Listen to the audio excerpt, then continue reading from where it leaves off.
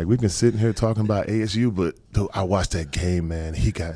I told him, I sent him a text, and I was like, hey, man, you grew up last night. I was like, I saw somebody who's starting to feel comfortable in his own skin, and it was just like watching him, and he got that first sack, and I could tell he was like, I did it. Like, he got his, he popped his cherry, and he was kind of okay, I feel good. And then he started playing, and then that second one he got up, and that's when you started to see the little swag, and he jumped up like, yeah, look at me, and I'm in Puros, I'm screaming. I got his jersey on, and people are looking like, well, I guess we got to root for the U of A. That's all right. I was a proud papa, man. I'm not even gonna lie, man. I was. Well, you should be. I mean, that's watching him from little to now, and there's so much time left, so much growth left, and when you have a hand in it, that also means something. It means a lot. That's the personal part. Yeah. Because it's not just your son. You had a part in what he's doing. That changes the whole game. No, I say it all the time, man. He's like, I help raise my favorite player. Like, I get to watch him grow as a young man and develop. And so when he has success, and even with the failures, you're like, you feel that failure too. You're like, damn, man, I feel his pain. Like, when he called me after the game, that was that dad excitement, but there was that, I could hear it in his voice. He was like, yeah, Dad, we lost. And I know he just needed a hug, man. Yeah. And you're like, God, I'm not there to give him that hug. And hey, believe me, I went through it. I've never seen my son cry over a loss until last week. Really? Like, cry like he was 2 years old.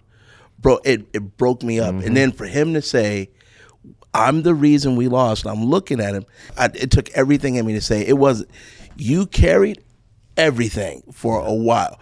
Yeah. You fouling out isn't what lost that game. It's like that's where Dad wanted to say more than what I should have said. But you're a coach, and you have to remember that. Well, because a lot of those players play for me too. Yeah. So and they. But what got me, I don't know if I told you this, but what got me more than anything, because he was down. Like I said, he cried like a baby. The next day, there's a couple kids that didn't show up at school that play on the team because they were just, we lost the championship. Yeah. Look, y'all went 19-1. You won a championship. And you lost. That's life. Yeah. So I told him, I said, son, I'll clean this up. I said the world poops on you every day. It's either this much or it's this much. Right. But every day the world poops on you. And it stinks. You got to make your mind up. Am I going to shower or am I going to smell like poop? Yeah. And so I found out a few days online at a banquet, because they had a team banquet after. One of the kids that was on his team, he also plays with him in club, but he sent him a text that said, don't leave your head down, don't get down, you're a shooter, I don't care how many shots you miss, you're on our team because you're a shooter. Yeah. Shoot, that's what you do. That's good. And so the mom told his mom, and she was like, that just perked him up. And I said, I've never been more proud, because you were down, like you felt bad, but you still took the time to pick someone else up. You showed me more in that loss of your character than you did in all those wins, because it's easy to front run. Oh yeah, it's hard to pick someone up when you're down. Yeah. So I was like that, and I'm like looking around like, I got it.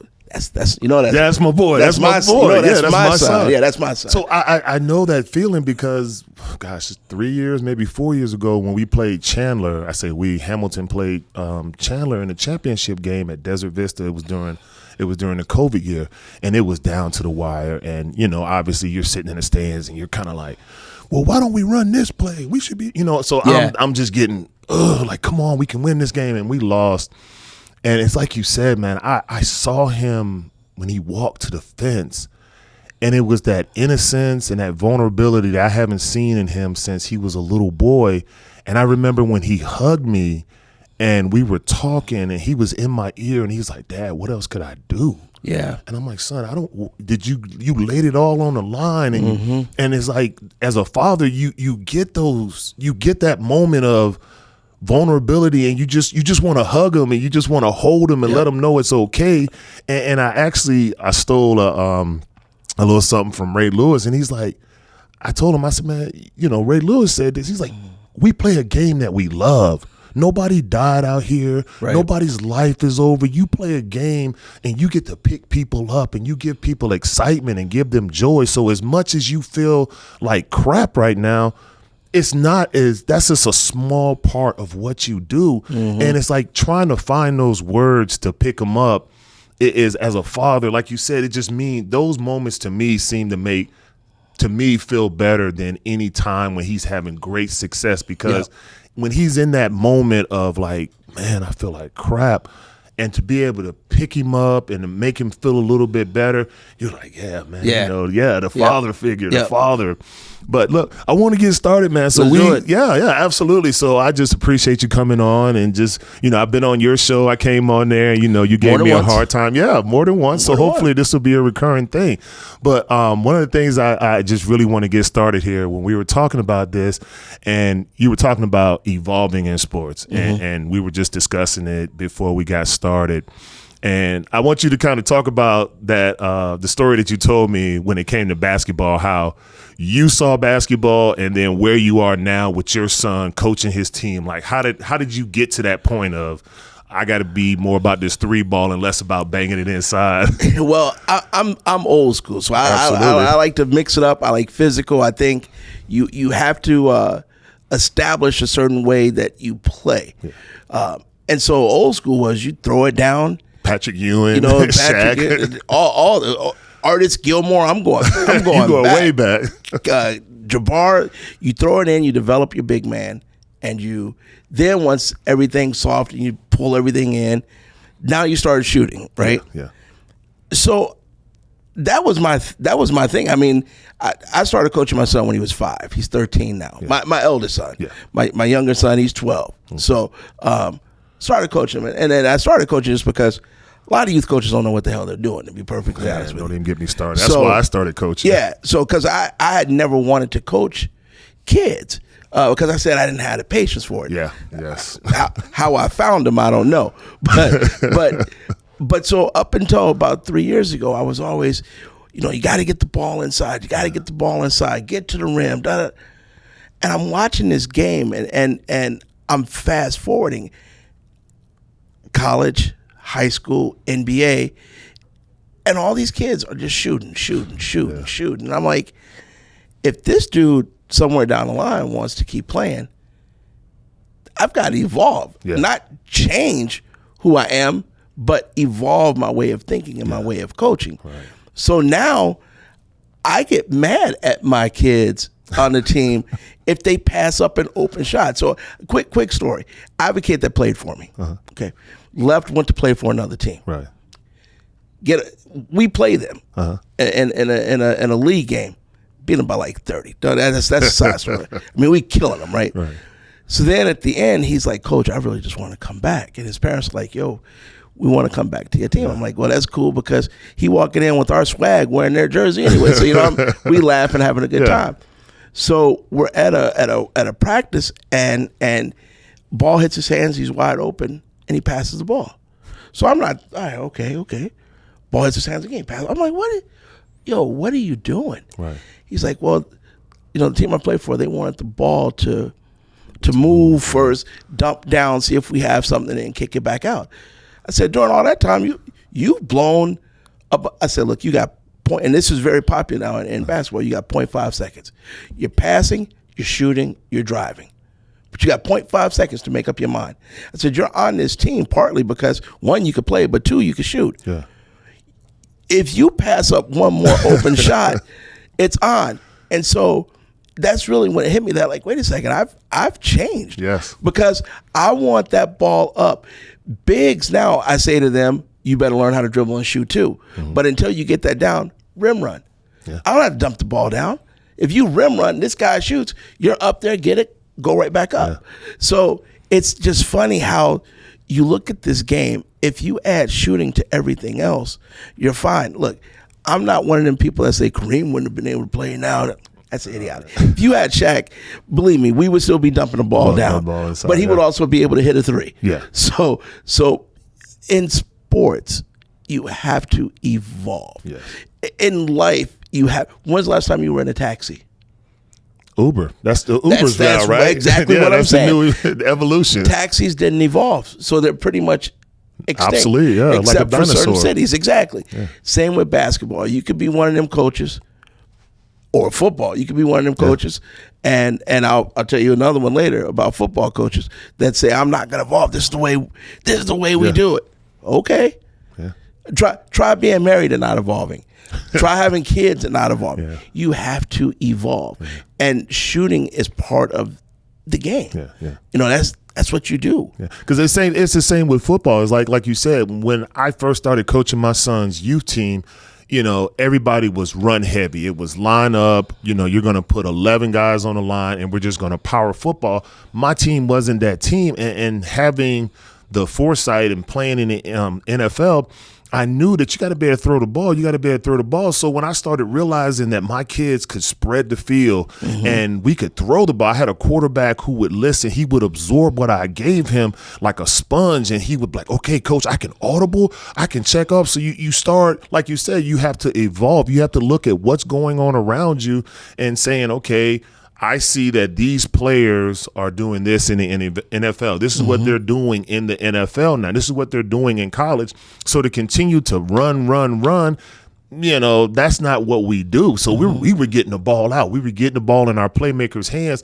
And it's like then when you know, fast forward to a time now, because, I mean, we've had the conversation. I've talked with many NFL fans, and they always talk about, oh, this new game. Well, if this new game wasn't here, I don't know how much success my son would be having. My son's a 6'4", 225-pound defensive end, and that is the new mold for these guys. It's no longer you got Jerome Bettis coming out of the backfield. I mean, running backs are what, 200 pounds, 210, and it's about throwing the ball. And you have to have those guys that can pass rush and get there, whereas when I was coming up, it wasn't that way. It was line up. Your defensive ends were like Reggie White, 290. You got 330-pound defensive tackles, and it's not like that anymore. Now these quarterbacks are improvising, moving on the run, and you have to have players that can adapt to that. And I love the fact that it's changed. I think the safety-wise, it's gotten much better. I mean, you see hits sometimes where I'm like, well, that's not a big deal, but maybe when you were playing, but now I don't think that people want to see that level of violence anymore. I think they've actually kind of been like, you know what, I'd rather see the skill. I want to see a guy get down the field and make a great catch without some Ronnie Lott coming over and decapitating the guy. So, well, I think offensively, the game has changed because of fantasy and because of betting. Yes. And I think that changed / evolved the game. Yeah. When, look, I'm an old school Bears fan. Oh, all right. God, he's the Bears. So those 85 Bears were nasty. Yeah. Defensively, they were just nasty. I mean, I still remember watching the game when they put out 3 Lions quarterbacks in a game. You can't do that now. No, not at all. I mean, you cannot hit a quarterback like that anymore. No, not at all. So it's not fun. I mean, we don't have a quarterback anyway. We finally got one now, but that's a whole different story. But that's why I believe the USFL and the XFL don't work. It's not because of football. It's not because of the talent. It's not because of the skills. Fans can't watch a game that they can't know the leader of the game, of the team that's playing. So if you're the quarterback of the Cardinals, everybody knows he's out. Everybody's just waiting. They're watching them waiting to say, oh, when he comes back, or if we get the number 1 pick, or if we. But it's always, when was the last time you heard someone say, man, if we get that one running back, oh, we go. That's those days are gone. Yeah, it is. You know, you see that with the contracts. Yes, and I mean the days of Walter Payton, Wilbert Montgomery, Tony Dorsett, Curtis Martin carrying the ball 35 times a game. Those days are gone. Yeah. So we could complain, and I say this as a Bears fan, we could complain and talk about defense and 3 yards in a cloud of dust. They ain't coming back. No. So it's all about the QB. And your son plays a great position. Edge rushers? Yes. Look, in the NFL now, you pay quarterbacks, receivers, edge rushers, cornerbacks. Yes. They get all the money. They do. They get all the money. And I'm very happy about that because during my time when I played, you would see guys get some contracts, but it wasn't like it is now. I mean, you get double-digit sacks.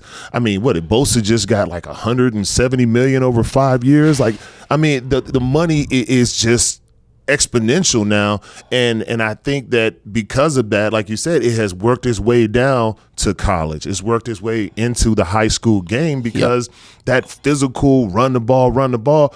I don't think people want to see that as much. I think it's now about the excitement of the game. How quick can we put up points? Like we were talking earlier about the USC U of A game, and I remember watching it, and I'm like, wow, we held this team to 28 points during 4 quarters, but then at the end of the game, you're looking at it's like 43-41. Like, where's the defense during all that? Right. So it's just I don't know like what the game has become, but I guess I find myself being like, you know what, I like this though. I like the fact that it's more about the athleticism and less about being 300 pounds and being able to just take on double teams and knock people out. Right. Like I love watching Aaron Donald play.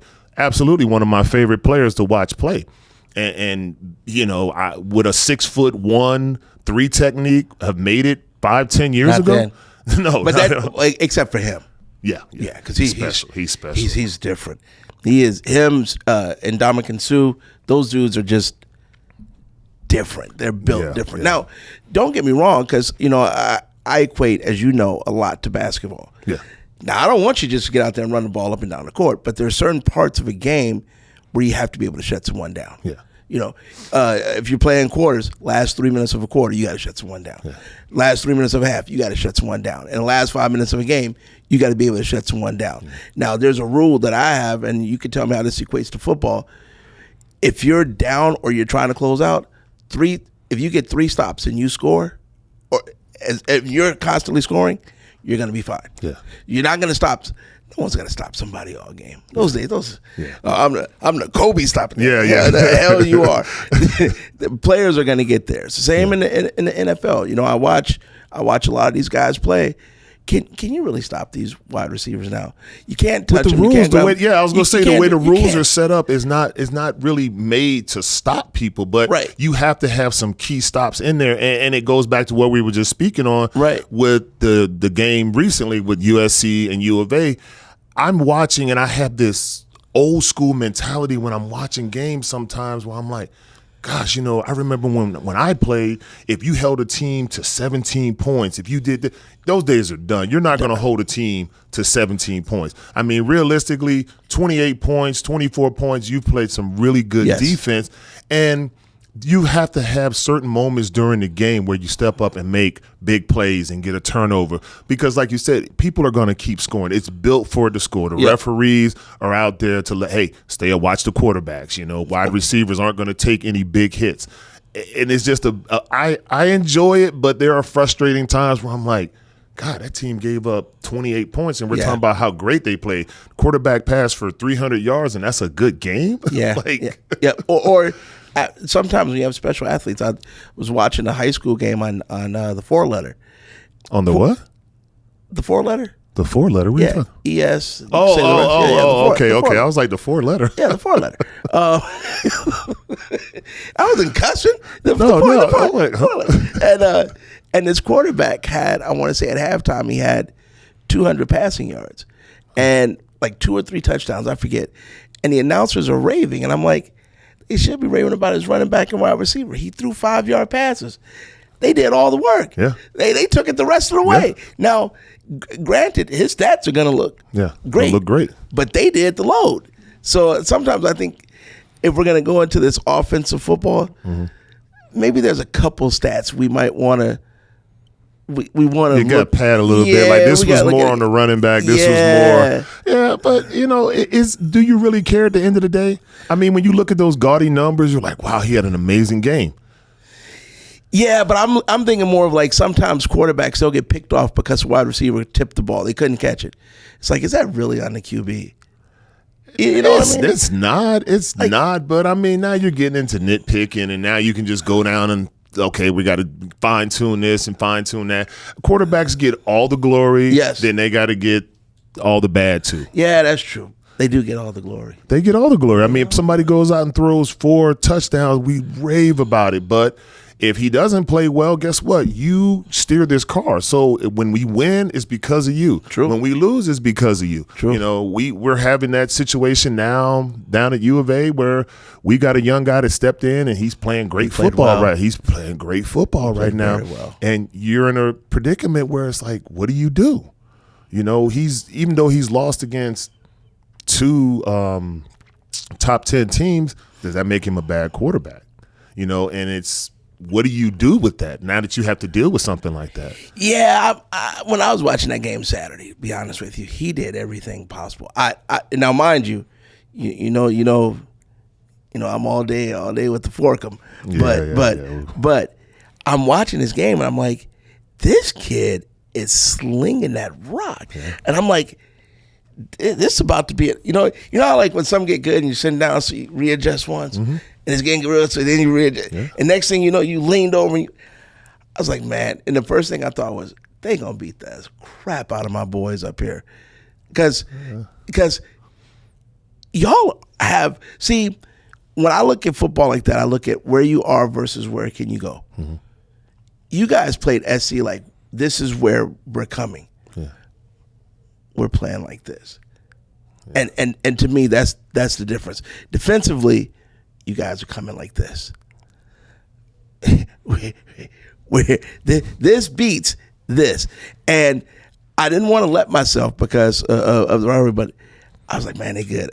They gonna get us. I mean, you start, and I'm telling you, y'all got something. Jed Fish had something going down there that I think is good. At Media Day, he said all the right things, but he was telling the truth. Y'all got something going. And if a quarterback controversy when both quarterbacks are good is a beautiful thing.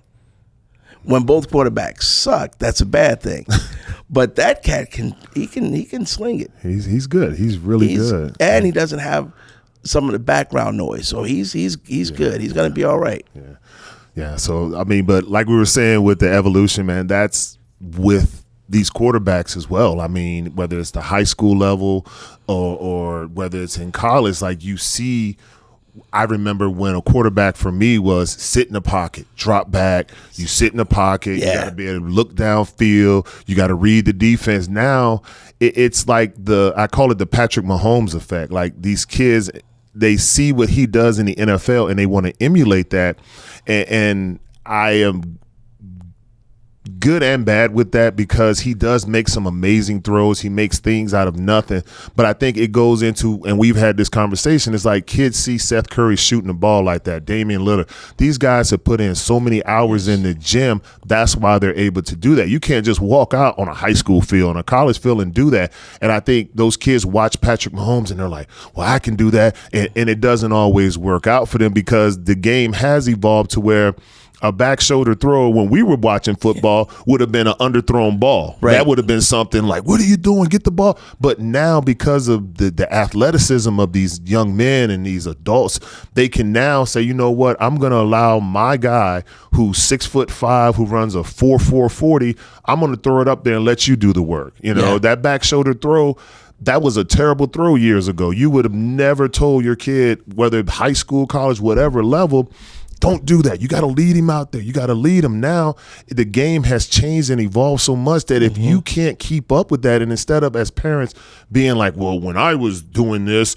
and this worked for me, you have to be able to change with the game and you have to be able to adapt to that. And I think those teams and those players and coaches that can adapt to that kind of change are the ones that have the most success. Well, the NFL is a copycat league, as you know. Yeah. And they're smart. They're saying, wait a second now, we're drafting these guys. Nebraska's not running out 500-pound linemen anymore. Yeah. They're athletic and quick. I have an athletic and quick running back. I don't have a Christian Okoye. These guys got to be able to pull and get in front. Yes. Why am I still going to draft that? Yeah. Well, so they're copycatting each other for college. And then college now, is getting smart. They're like, well, wait a second. These kids are coming from high school. We got to start playing. See, what I think makes a good coach, am I going to play what I play no matter what? Do you have to fit me? Or am I going to draft kids that fit what you do? Do I want this talented quarterback coming out of high school that plays in the spread, but when he comes to me, that's not what we run. So am I going to change him? And what I've noticed is, what's beautiful about it is, as the pros adapted to college, the good college coaches started adapting to what they're recruiting.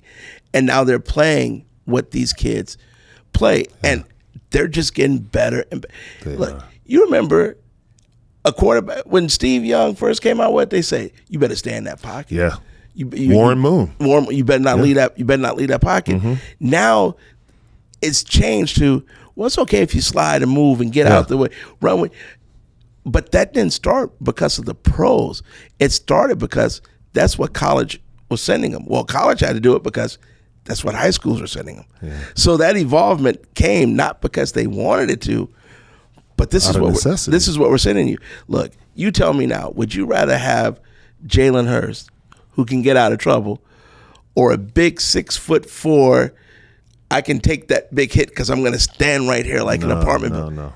Games change. The game has changed a lot. You know, in high school, it's changed, and a lot of people have problems with that. But that led me to what I was saying at the Pac-12 conference. I'm sitting there, I'm watching these coaches, and I'm hearing coaches talk about the portal and NIL, right? Oh man! And then one coach said, "Well, yeah, we know that's there, but we're more into the traditional. We want to go out and recruit." Bring players in and have them learn the way we do things. And I looked at the person sitting next to me, and I'm like, they're going to lose. Yeah. Because unfortunately, he hasn't evolved. We see that with Dabo Swinney. You haven't evolved. We may not like it, right? Yeah. I definitely have my opinion about it. but that's the thing now.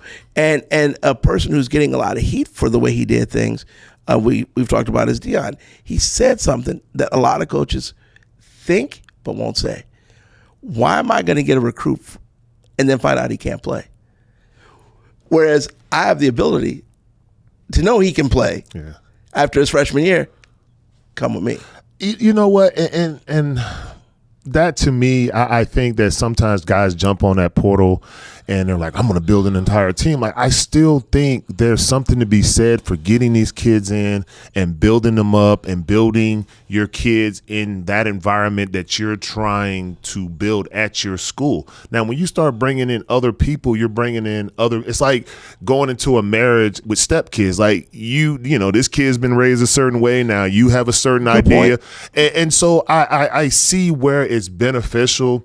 Like, if you are trying to make an immediate impact, right? That's absolutely, I understand that. But over the long term, what's the sustainability of that if you're constantly turning over every year? If I've got a kid, and it's because we're talking about Deion, if you're recruiting my son and I've seen up until this point, this is how you do things, I don't feel safe sending my kid there, because if he has a bad year or if he doesn't do something, he could be, all right, you got to go. Get the portal. And as you know, there are thousands of kids that are still sitting in the portal right now. Yeah. And so it's like you're firing these kids with nowhere to go. Like, well, we hope you do well, but that's not our problem anymore.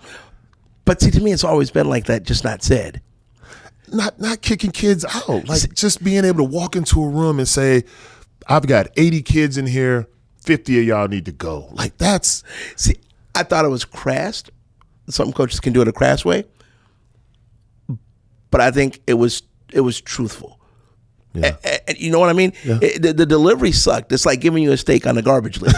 That's exactly what it is. You know what I'm saying? The delivery sucked. But if I'm coming into a place, I got to keep my job. It is, absolutely.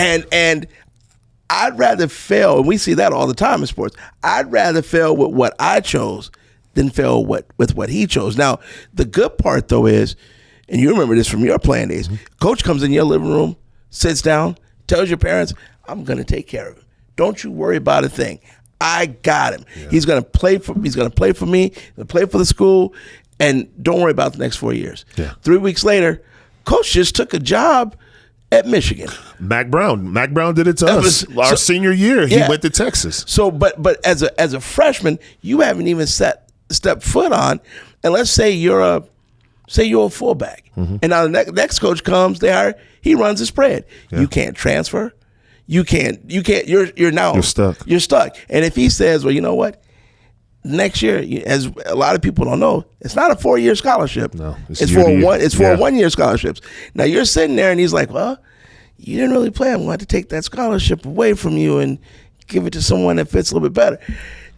I would rather fight the enemy that I know and know that's out there than have something like that come along and I'm stuck and this guy's now gone. Yeah. At least that's out there, and at least this coach, no matter how crass it was, at least he told me the truth.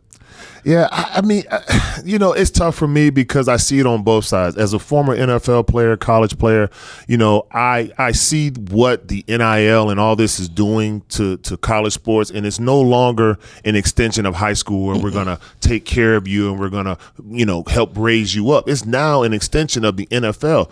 It's like minor league baseball. And it's like, you want this money, then here's how we're going to treat you. And I know the dangers of that. And these kids are just looking at, well, we see the monetary. That's all we see. We want money, money, money. But what you don't understand is the second you're not producing and you're not doing what's asked of you, now you're gone and you have no plan for that. Right. And I just see the horrors of what could happen. You see the 2 or 3% that make the millions of dollars that go out there, and you see them on Dr. Pepper commercials and you see them on KFC. You see those, but the other 98, 99% of football is not getting that. Nope. And it just scares me because as a father, I know what's out there, and I know what's on the other side of that fence that you think is so green grass and beautiful rainbows and pots of gold, and it's not that. And so these kids, they get in there and they start, I want to go here and I want to transfer and I want to do this. Like, you really need to do your homework and be smart about what you're doing. I going back to what I said, I mean, we were talking about Deion. I would have a real problem. It would break my heart for him to walk in and all of a sudden you tell my kid, hey, we don't want you anymore. And it's like, well, kids need to develop. I mean, offensive line, we'll take his offensive line. They need some help there. Was every offensive lineman that he got rid of, were they all 1-11 kids, or were they on a 1-11 team? I mean, on a 1-11 team. Right. It takes offensive linemen time to grow and develop. You may not get a kid who's ready to play until his second year, third year. And you get rid of all those kids, and now they're stuck in a portal. Like you said, well, I don't know. This guy doesn't have any film. He has the size. He looks like he could be good, but we don't have anything to evaluate him. Right. Here's what's crazy. I'm going to take this all the way back, full circle. In a good, bad way, that's life, though. It is. That's life. That's that it's going to shower poop on you every day. Yeah. So you're going to go to a job, and believe me, I worked corporate America for a long time. There are times they walk in and say, "Hey, Paul, your department is heavy. You gotta cut some people."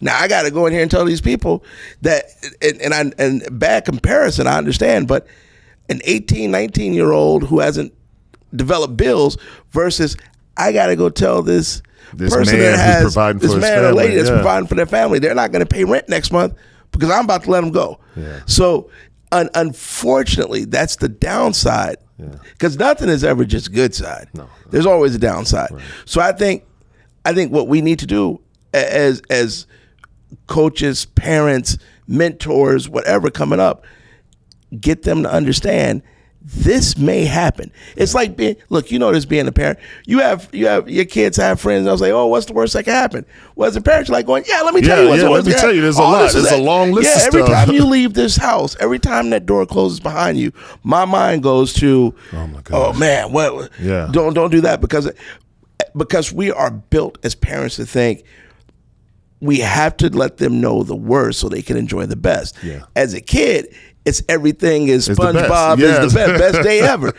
So unfortunately, things like that lets them see the world it's not all sugar. Yeah. And I would say, I know you've had this talk with your son. Yeah. And I know you've had talks with his friends that to tell them your story and what impacts and what's coming down the line. That's where, if there's not a mom or dad in the house, a mentor. If that mentor isn't out there, then that coach. If that coach isn't telling their kid, look, I know you just signed to go here, but understand. Now, that's malpractice on their part. Because, what Dion did, I'm sure other coaches did. He just did his on camera. Yeah, he did it on camera, right. When they do that, those kids actually should have, the first thing they should have thought when a new coach came, dang, we were 111. We know how he is with his stuff. Yeah. Crap, we might be gone. So someone, but nobody's ever told them that. They don't understand it.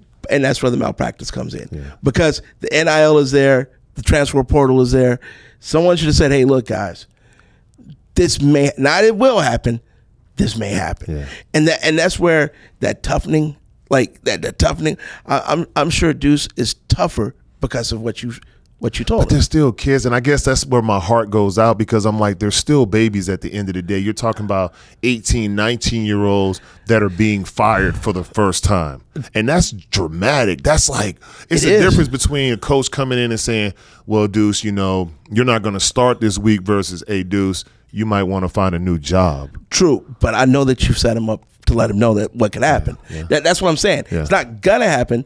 But if that happened, he wouldn't be like, dang, why didn't Dad tell me? Dad Because that's the first thing they're going to say when something bad happens. Exactly. Well, you didn't tell me. No, I did. That's why whenever that should be the book, the analog book now, for when new coach comes to town, understand this may happen. And so as bad as it was, and as bad as it was on camera, and it looked bad. Don't get me wrong, I think it looked bad. But I think we as in that role, we got to prepare them. Because it happens in high school. A different coach comes on, runs a different offense. Like you said, you go from starting, if you're running back wide receiver, to all of a sudden, dang, I can't get in. Now, I was on my way to go to college. I thought I had some scholarships coming. Now I can't even see the field. So they're going to think something's wrong with me. So that's been going on for so long. I guess because now it's like so in your face, whereas it used to be hidden behind the door, and it was a little more quiet, and it was done discreetly. You kind of fall into the role of, oh, it's not that bad, but then all of a sudden somebody's like, boom, they pull down the doors, they rip down the curtain, and there's Mr. Oz. And that's what it is. Because it's always happened. It has. When people say stuff like, man, I never knew that. Well, that's because they didn't have camera phones. Now they got a camera phone. That's Believe me, true. that's always happened. So now you just get to see it. So I understand what you're saying. What you're saying makes all the sense in the world. But it's just, again, evolution. And you either evolve or, Sometimes you're on the wrong side of it. Sometimes you're the dinosaur on the side of evolution, and sometimes you ain't. Well, look, brother, hey, man, I appreciate you coming on, man, and it's always a pleasure to talk to you and just having you and your insight, man. I mean, it's like sitting down, like when we have cigars, just having a casual conversation. So I just want to thank you so much for coming on here, man, and hopefully this won't be your last time on here with me. Of course. You know what? It was easy. See, when you come on with me, I always hit you with one of them questions. You do. I'm not going to do that to you. I'm not going to put you on the spot like you do me on your show. I was ready for it, though. No, I'm not going to do that to you. I'm not going to do that to you. That'll come next time. Thanks for tuning in to The Route. Don't forget to subscribe and connect with us on socials for exclusive updates.